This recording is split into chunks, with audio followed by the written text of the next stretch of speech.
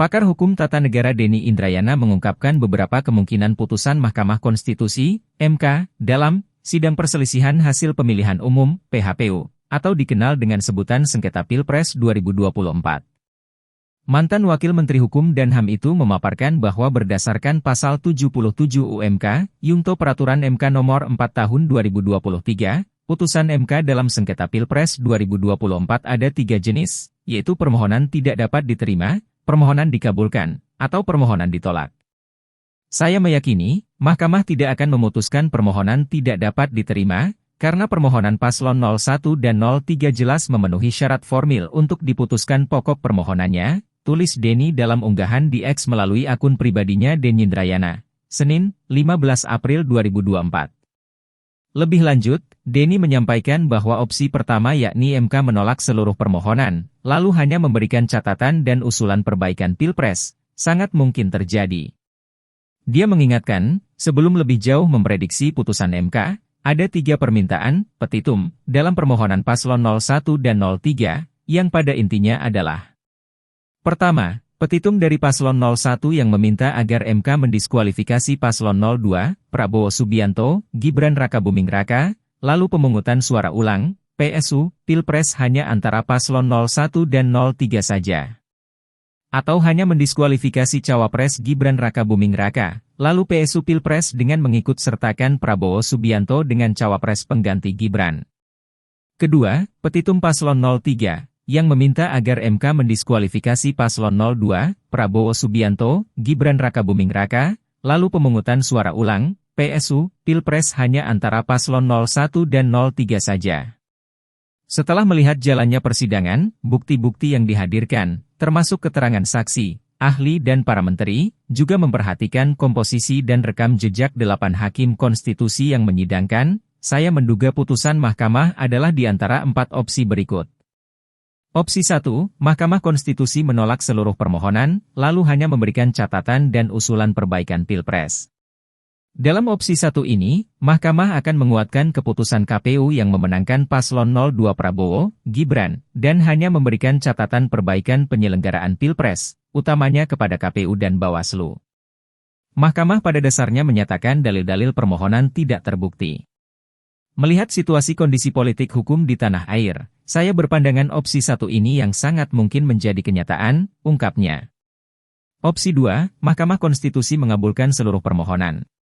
Dalam opsi 2 ini, Mahkamah mengabulkan diskualifikasi paslon 02 Prabowo, Gibran, dan melakukan PSU hanya di antara paslon 01 dan 03. Dari semua opsi, melihat situasi kondisi politik, hukum di tanah air, termasuk rumit dan sulitnya proses pembuktian, saya berpandangan opsi 2 ini hampir muskil bin mustahil terjadi, tegas Denny. Sementara opsi 3, lanjut Denny adalah MK mengabulkan sebagian permohonan, yaitu mendiskualifikasi Cawapres Gibran Rakabuming Raka. Dalam opsi 3 ini, Mahkamah mengabulkan salah satu petitum paslon 01, yang memberi alternatif hanya Gibran yang didiskualifikasi, dan Prabowo dapat kembali ikut PSU dengan pasangan Cawapres yang baru. Meskipun mungkin saja terjadi, opsi 3 ini tetap tidak mudah, dan membutuhkan tidak hanya keyakinan hakim ataupun judicial aktivis, tetapi juga keberanian, pengakuan, dan introspeksi institusional bahwa problem moral konstitusional pencalonan Gibran bersumber dari putusan 90 Mahkamah sendiri, sebagaimana telah secara terang benderang diputuskan oleh MK, urainya. Sedangkan opsi terakhir adalah MK mengabulkan sebagian permohonan, yaitu membatalkan kemenangan Cawapres Gibran Rakabuming Raka, dan melantik hanya Capres Prabowo Subianto, lalu memerintahkan dilaksanakannya Pasal 8 Ayat 2 UUD 1945. Opsi keempat ini membutuhkan penjelasan lebih panjang, terutama karena tidak ada dalam permohonan paslon 01 maupun 03, sehingga menjadi ultra petita, tukasnya. Opsi keempat ini sejatinya punya bobot politis, selain yuridis. Karena dia seakan-akan menjadi jalan tengah, kompromis, antara hukum yang moralis idealis dengan politik yang pragmatis realistis. Bagi kekuatan politik yang diam-diam menolak dilantiknya Cawapres Gibran dengan berbagai alasan, opsi keempat ini menjadi bagian dari solusi. Karena pasal 8 ayat 2 UUD 1945 memberikan waktu paling lambat 60 hari bagi MPR untuk memilih wapres dari dua calon yang diusulkan Presiden Prabowo Subianto, tentu setelah pelantikan pada 20 Oktober 2024, ungkapnya.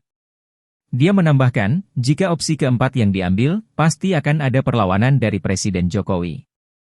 Selain itu, yang tidak kalah penting adalah, seberapa kuat dan berani bukan hanya mayoritas hakim MK, tetapi juga partai-partai politik untuk bersepakat menggolkan opsi putusan keempat yang demikian.